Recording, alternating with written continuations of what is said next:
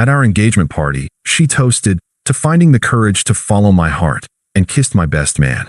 I canceled the wedding and went on the honeymoon alone. They crashed and burned in 3 months.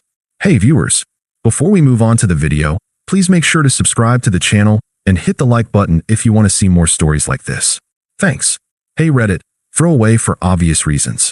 This all went down about a year ago, but I've been lurking here long enough to know stories like mine blow up. I'm 32 now, male, and I need to get this off my chest because even though I've moved on, the sheer audacity of it still hits me sometimes. I'll try to keep it real and not embellish. It was outrageous enough on its own. Let me back up and set the scene. Emily and I met in college, freshman year bio class. She was this vibrant, ambitious girl from a chaotic family. Parents divorced young, sister always in some drama. And I was the steady guy from a quiet suburb, studying engineering. We clicked instantly. She had big dreams of becoming a marketing exec, but life kept throwing curveballs. Layoffs, bad bosses, you name it. I was there for all of it. Flashback to about 3 years into dating. Emily got fired from her first real job after a merger. She was devastated, crying on the couch for days. I put my own career on hold, turned down a promotion that would have meant relocating to help her regroup. I covered rent, cooked meals, even helped her revamp her resume and practice interviews. You're my rock, she'd say, pulling me close. I don't know what I'd do without you. Those words meant everything back then. I proposed 6 months later on a quiet beach at sunset because she always said she wanted something intimate, not flashy. She said yes, tears in her eyes, and we started planning the wedding. Fast forward to last year. I'd been grinding at my job as a project manager for a tech firm, pulling extra hours to save for the honeymoon, a week at a secluded resort in the Caribbean. Emily was finally stable in her new role at an ad agency, and things seemed perfect. Our engagement party was at a rented hall in the city, nothing extravagant, just close friends and family, about 50 people. My best man was Jake, my buddy since high school. We'd been through everything, college parties, my parents' divorce, his messy breakup a few years back. I trusted him like a brother. He was the one who helped me pick out the ring, even. The night started great. Music playing, people mingling, toasts going around. Emily looked stunning in this white dress she'd picked out, and I remember thinking, this is it. We've made it through the rough patches. I gave a short speech, thanking everyone for being there, talking about how Emily had changed my life for the better. Then it was her turn. She grabbed the mic, smiling wide, and raised her glass. To all of you who've supported us, she started, her voice steady but with this edge I couldn't place. And to finding the courage to follow my heart. Life's too short for regrets, right? Sometimes you have to take risks to get what you really want. The room clapped politely, but I felt a knot in my stomach. It sounded off, like it wasn't about us. I chalked it up to nerves. Public speaking wasn't her thing. But then she turned, set her glass down, and pulled Jake in for a kiss. Not a peck, not a hug gone wrong. A full, passionate kiss, right there in front of everyone. Gasps rippled through the crowd.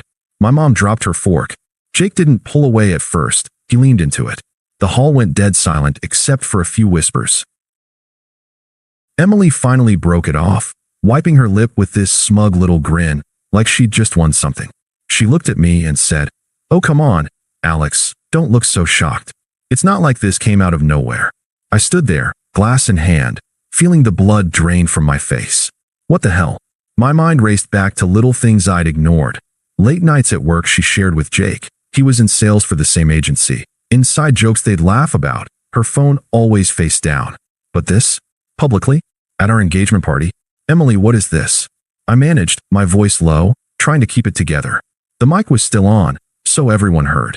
She rolled her eyes, that dismissive tone cutting like a knife. Alex, you've been so safe. Reliable, sure, but where's the spark? Jake gets me. He challenges me, makes me feel alive. We've been seeing each other for months. I was going to tell you privately, but tonight just felt right.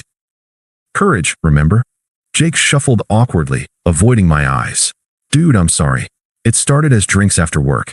We didn't plan this. Didn't plan this? Emily laughed, a sharp, entitled sound. Please. Alex, you were always working late, building our future. But I need more than stability. I need passion. Jake's not afraid to take risks, like me. You're great, but you're just not enough anymore. Her words twisted everything. She made it sound like my loyalty was a flaw, like supporting her through her job loss was boring. The room was staring, pity from my side, awkward avoidance from hers. Her sister, Mia, smirked from the corner, like this was entertaining. My aunt whispered something, but I didn't hear it. The betrayal wasn't just the affair, it was the cruelty, the public spectacle, turning what should have been our night into her stage. I set my glass down carefully, not slamming it. My hands were steady, even if my heart was pounding. I see, I said flatly. No yelling, no pleading. I turned and walked out, past the stunned faces, into the cool night air. Behind me, I heard Emily call, "Alex, wait. We can talk about this." But I didn't stop. That was the last time I spoke to her that night. The drive home was a blur. I got back to our apartment, my apartment, technically, since it was in my name, and sat on the couch in the dark. The ring box from the proposal was still on the shelf, a reminder of that beach moment. How had I missed the signs? I'd sacrificed weekends, date nights, even a chance to travel for work, all to be there for her. Flashback to last Christmas. She was stressed about family drama, so I surprised her with a weekend getaway. "You're the best thing in my life," she'd whispered. Now, it felt like a lie. I didn't cry or rage. Just this numb confusion washed over me. Why publicly? Why with Jake, of all people?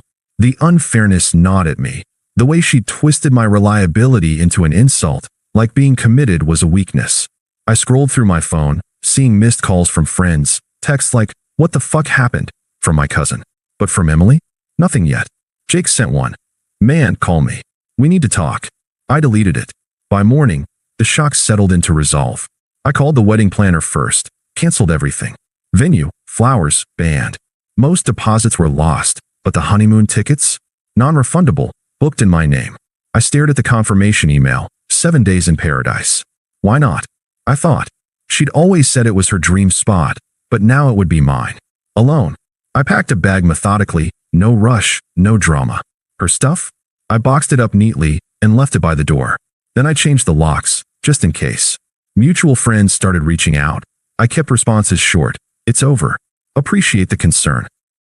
No bad-mouthing, no details. Let them figure it out. That afternoon, my phone rang. Emily. I answered, figuring one conversation for closure. No point in ghosting yet. "Alex, thank God you picked up," she said, her voice a mix of relief and defensiveness. "Last night was intense. I didn't mean for it to go down like that." "Intense," I echoed, keeping my tone even. I was in the kitchen, pouring coffee, acting like this was a normal chat. "Look, Jake and we connected at work. You were always so focused on the long term, saving every penny. It's admirable, but I felt trapped. Like, life's too short, you know? I needed to follow my heart, like I said in the toast. You understand, right? We can still be civil about this." Her logic was warped, flipping the script like my efforts were the problem. Trapped? "Emily, I supported you through everything, your job loss, the moves. That was me following my heart." She sighed, impatient. "See, that's it. You're too nice, too predictable." Jake pushes me to be better. He's spontaneous. We talked about eloping, even. "This isn't about you being bad. It's about me needing more. You'll find someone who appreciates your stability." The smugness in her voice, the way she justified betraying me with my best friend as self-growth, made my jaw clench. But I didn't snap. "I get it," I said calmly. "We're done. Wait, what about the apartment? The wedding stuff? We need to divide things." Her tone shifted, like she expected negotiation. "Handle your share through email if needed. Goodbye, Emily." I hung up, blocked her number, then Jake's. Social media? Unfriended, blocked, gone. It was like erasing them from my life in a few clicks. The next few days were quiet agony. I took time off work, wandered the apartment, replaying the party in my head. The confusion lingered. Was I really that blind? Friends dropped by with beer and sympathy, sharing bits they'd heard. Apparently, the affair started months ago, office flirtations turning into hookups. Jake had bragged to a coworker. It stung, but I didn't dwell. Instead, I focused on logistics, canceling joint accounts, notifying the landlord. Then, the honeymoon. I flew out alone, checked into the resort, a bungalow overlooking turquoise water. The first day, I sat on the beach, staring at waves, feeling the weight of it all. This was supposed to be a celebrating, but solitude hit different. I hiked trails she'd have hated, snorkeled reefs, read books I'd put off. Mornings were coffee with ocean views. Evenings, stargazing. No phone notifications, no drama. By day 3, the confusion faded into clarity. I dodged a lifetime of her manipulations. I'm free, I realized one sunset. No more walking on eggshells around her moods or family's toxicity. Back home, I threw myself into routine, gym, work projects, even started a side hustle in app development I'd shelved for her. Friends rallied, barbecues, game nights. Jake and Emily, out of sight, out of mind. I heard whispers they were together officially, posting couple pics online. Let them. I was rebuilding, one steady step at a time. It was about 3 months after I got back from the honeymoon when the whispers turned into facts. I kept my head down, focusing on work and my new routines, hitting the gym at dawn, diving into that app side project, even joining a hiking group to fill the weekends. Friends would drop hints during hangouts. Heard from mutuals that things aren't going great for Emily and Jake. I didn't pry, didn't need the details to feel the shift. But eventually, it all came out, piece by piece, like a bad movie unraveling. Turns out, they are passionate. Relationship crashed fast. It started with paranoia. Since they both cheated to get together, neither trusted the other. Jake accused her of flirting with coworkers. She found texts on his phone from an ex. Fights escalated, spilling into work. Emily's ad agency had a strict no-drama policy, and when a colleague reported their blowout in the break room, yelling about who cheated first, she got put on probation.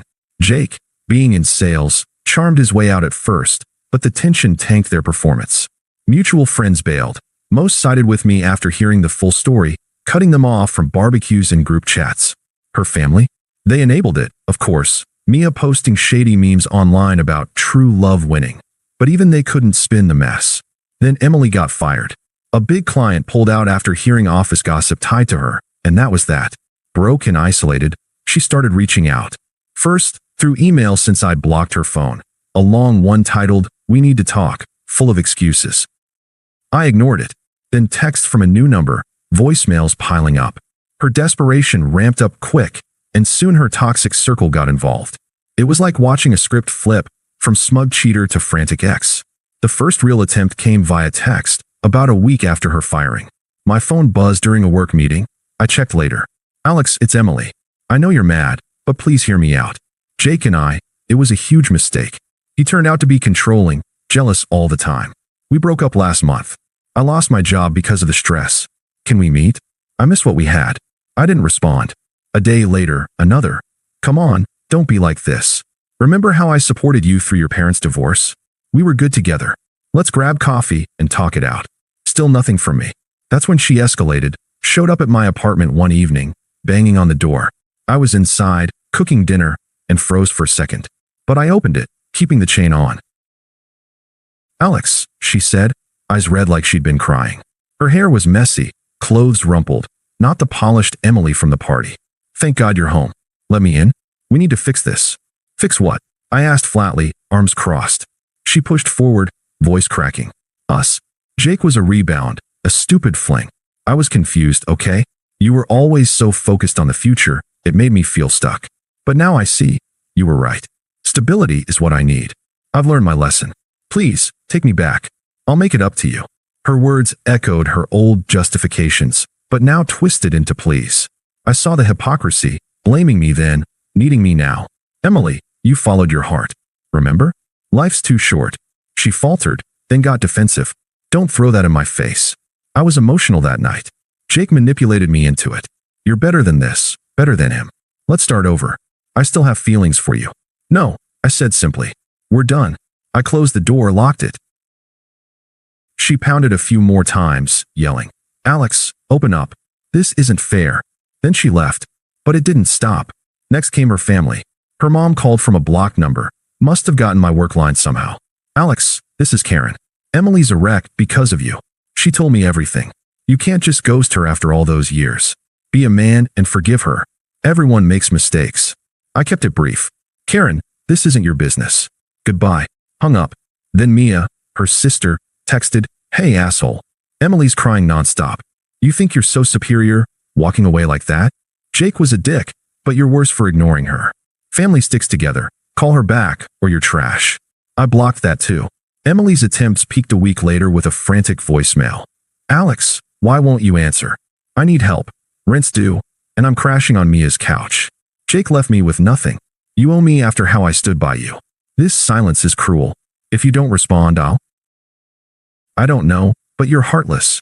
Her voice cracked into anger by the end, revealing the real her, entitled, manipulative. No remorse, just demands. I deleted it, feeling nothing but confirmation. This is why I left. Friends confirmed the fallout. She was alone, job hunting fruitlessly, reputation shot. Karma didn't need my help. It handled itself. Update, 1 year later. Reddit, if you're still following, I posted this a while back, and the comments were wild. NTA, dodge that bullet. All that. Well, here's the closure. It's been over a year now, and I've leveled up in ways I never expected. That app side project? It took off. I quit my job to run it full-time, hired a small team, even moved to a bigger place with a view. Gym routine stuck. I'm in the best shape of my life. Dating? Casually, nothing serious yet, but I've met people who value loyalty without the drama. Life's steady, but exciting on my terms. No more sacrifices for someone else's chaos.